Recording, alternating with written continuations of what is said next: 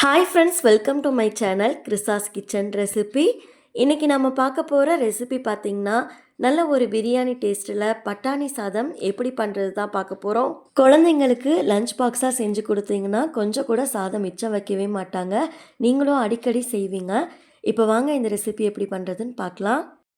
First இந்த recipe பண்ணுறதுக்கு ஒரு மசாலா ரெடி பண்ணிக்கலாம். அதுக்கு ஒரு சின்ன மிக்ஸி ஜாரில் ஒரு சின்ன துண்டு பட்டை சேர்த்துக்கோங்க. கூடவே ஒரு ஏலக்காய் சேர்த்துக்கோங்க. அடுத்து கொஞ்சமாக கல்பாசி சேர்த்துக்கோங்க. அடுத்து 2 கிராம்பு சேர்த்துக்கோங்க. கூடவே அரை டீஸ்பூன் போல் பெருஞ்சீரகம் சேர்த்துக்கோங்க. ஒரு அன்னாசி பூ சேர்த்துக்கோங்க. காரத்துக்கு 2 பச்சை மிளகாய் சேர்த்துக்கோங்க.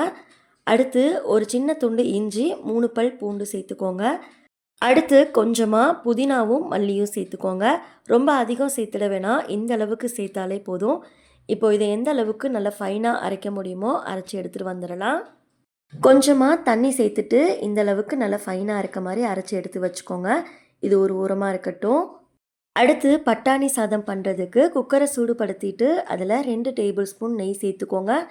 கூடவே 2 டேபிள் ஸ்பூன் எண்ணெய் சேர்த்துக்கோங்க. எண்ணெய் சூடானதுக்கப்புறமா ஒரு பிரியாணி இலை கூடவே ஒரு பெரிய வெங்காயத்தை நீளவாக்கில் கட் பண்ணிவிட்டு சேர்த்துக்கோங்க. வெங்காயம் சேர்த்ததுக்கப்புறமா இதை வதக்கி விட்டுக்கோங்க. இது ரொம்ப வதங்கிடக்கூடாது, கண்ணாடி பதம் வர அளவுக்கு வதக்கி எடுத்துக்கோங்க. இப்போ பாருங்கள், வெங்காயம் நல்லா கண்ணாடி பதம் வர அளவுக்கு வதங்கி வந்துடுச்சு. இந்த அளவுக்கு வதங்கி வந்ததுக்கப்புறமா அடுத்து இதில் ஒரு தக்காளி சேர்த்துக்கோங்க. தக்காளி சேர்த்ததுக்கப்புறமா இது நல்ல குழைவாக வதங்கி வர அளவுக்கு வதக்கி எடுத்துக்கோங்க. இப்போ பாருங்கள், தக்காளி நல்லா குழைவாக வதங்கி வந்துடுச்சு.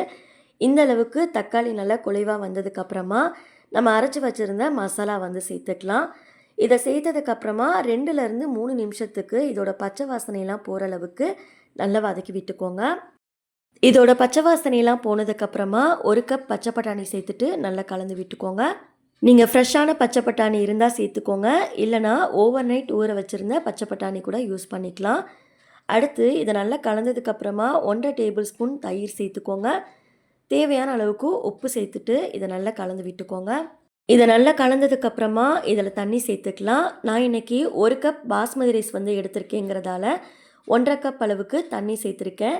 நீங்கள் சாப்பாடு அரிசி வந்து எடுத்துருந்தீங்க அப்படின்னா 1 கப்புக்கு 2 கப் தண்ணி சேர்த்துக்கோங்க, கரெக்டாக இருக்கும். தண்ணி சேர்த்ததுக்கப்புறமா அரை மணி நேரம் ஊற வச்சுருந்த பாஸ்மதி ரைஸை உள்ளே சேர்த்துடலாம். பாஸ்மதி ரைஸ் எடுத்துருந்தீங்கன்னா மட்டும் 1 கப் ரைஸுக்கு 1.5 கப் அளவுக்கு தண்ணி சேர்த்துக்கோங்க. அதிகம் சேர்த்திங்க அப்படின்னா அரிசி வந்து குழஞ்ச மாதிரி ஆகிடும். இப்போ இதை நல்லா கலந்து விட்டதுக்கப்புறமா குக்கரை மூடிடலாம். குக்கரை மூடி போட்டு மூடிட்டு அடுப்பை மீடியம் ஃப்ளேமில் வச்சு 2 விசில் விட்டு எடுத்துக்கோங்க. விசில் செட்டில் ஆனதுக்கப்புறமா ப்ரெஷர்லாம் தானாக ரிலீஸ் ஆனதுக்கப்புறமா குக்கர் ஓப்பன் பண்ணிக்கோங்க. அவ்வளோதான், பிரியாணி டேஸ்ட்டில் பட்டாணி சாதம் சூப்பராக ரெடி ஆகிடுச்சு. இதை சாப்பிட்றதுக்கு அப்படியே நம்ம பிரியாணி சாப்பிட்ற டேஸ்ட்டுக்கு அருமையாக இருக்கும். இது கூட சைடிஷ்க்கு உருளைக்கிழங்கு வறுவல், தயிர் பச்சடிலாம் வச்சு சாப்பிட்றதுக்கு ரொம்பவே நல்லாயிருக்கும். வீட்டில் ஒரு டைம் செஞ்சு பார்த்துட்டு ரெசிபி எப்படி வந்ததுன்னு மறக்காமல் கமெண்ட்ஸில் ஷேர் பண்ணிக்கோங்க. இந்த ரெசிபி உங்களுக்கு பிடிச்சிருந்ததுன்னா லைக் பண்ணிவிட்டு சேனலை சப்ஸ்கிரைப் பண்ணிக்கோங்க. நெக்ஸ்ட் ஒரு ரெசிபி வீடியோவில் பார்க்கலாம். தேங்க்ஸ் ஃபார் வாட்சிங். பபாய்.